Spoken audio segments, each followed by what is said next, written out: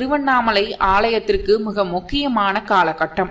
அந்த நூற்றாண்டில்தான் வடக்கு, தெற்கு, மேற்கு பகுதிகளில் கோபுரங்கள் கட்டப்பட்டன. 1340 ஆண்டு முதல் 1374 ஆண்டுக்குள் இந்த 3 கோபுரங்களும் கட்டப்பட்டது. ஹொய்சாலா மன்னர் வீரவல்லாளன் இந்த திருப்பணிகளை செய்தார். 15ஆம் நூற்றாண்டில் திருவண்ணாமலை ஆலயத்திற்கு நிறைய பேர் தானமாக நிலங்களை எழுதி வைத்தார்கள். திருவண்ணாமலை ஆலயம் பொருளாதாரத்தில் மேம்பாடு பெற்றது இந்த நூற்றாண்டில்தான். 16ஆம் நூற்றாண்டில் விஜயநகர பேரரசர் கிருஷ்ணதேவராயருக்கு திருவண்ணாமலை கோவில் மிக மிக பிடித்து போய்விட்டது. திருவண்ணாமலை ஆலயத்தை மிக பெரிய ஆலயமாக மாற்றி அமைத்த பெருமைக்கு சொந்தக்காரர் இவர்தான்.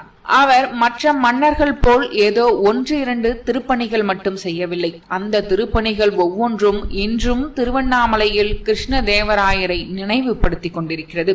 217 அடி உயரத்தில் கம்பீரமாக ஓங்கி உயர்ந்து நிற்கும் கிழக்கு ராஜகோபுரம், சிவகங்கை தீர்த்தகுளம், 1000 கால் மண்டபம், இந்திர விமானம், விநாயகர் தேர், திருமலை தேவி அம்மன், சமுத்திரம் என்ற நீர்நிலை, 7ஆம் திருநாள் மண்டபம், சன்னதியில் உள்ள 2 கதவுகள், வாயில் கால்களுக்கு தங்க முலாம் பூசியது, உண்ணாமலை அம்மன் ஆலய வாயில் கால்கள் கதவுக்கு தங்க முலாம் பூசியது, உண்ணாமலை அம்மன் சன்னதிக்கு முன் 6 அமுத கிணறு வெட்டியது, அண்ணாமலையாருக்கும் உண்ணாமலை அம்மனுக்கும் கிருஷ்ணராயன் என்ற பெயரில் பதக்கம் செய்து கொடுத்தது, நாகாபரணம், பொற்சிலை, வெள்ளி குடங்கள் ஆகியவை கிருஷ்ணதேவராயரின் முக்கிய திருப்பணிகளில் சில.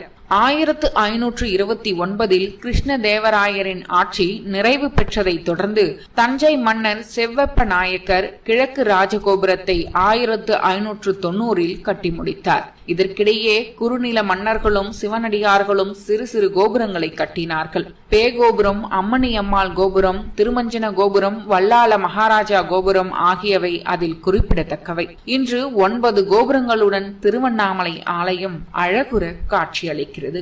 கோபுரங்கள் அனைத்தும் 1370 கட்டத் தொடங்கப்பட்டு 1590 ஆண்டில் முடிக்கப்பட்டுள்ளது. கோபுரங்கள் கட்டி முடிக்கவே சுமார் 220 ஆண்டுகள் தேவைப்பட்டுள்ளது. இந்த அடிப்படையில் தான் ஆலயத்தின் மொத்த கட்டமைப்பும் கட்டி முடிக்க சுமார் 1000 ஆண்டுகள் ஆகியிருப்பது கல்வெட்டுகள் மூலம் உறுதிப்படுத்தப்பட்டுள்ளது. மன்னர்கள் மட்டுமல்ல, மகாராணிகள், இளவரசர்கள், இளவரசிகள், சிற்றரசர்கள், ஜமீன்தார்கள், பிரபுக்கள், அரசு பிரதிநிதிகள், சித்தர்களும் இந்த ஆலயத்தின் திருப்பணிகளில் முக்கிய பங்கு வகித்துள்ளனர். சோழ, பாண்டிய, பல்லவ, ஹொய்சால, சம்புவராய, விஜயநகர, தஞ்சை மன்னர்கள் போட்டி போட்டு செய்த திருப்பணிகள் தான் திருவண்ணாமலை தலத்தை நோக்கி மக்கள் அலை அலையாய் வர உதவி செய்தது.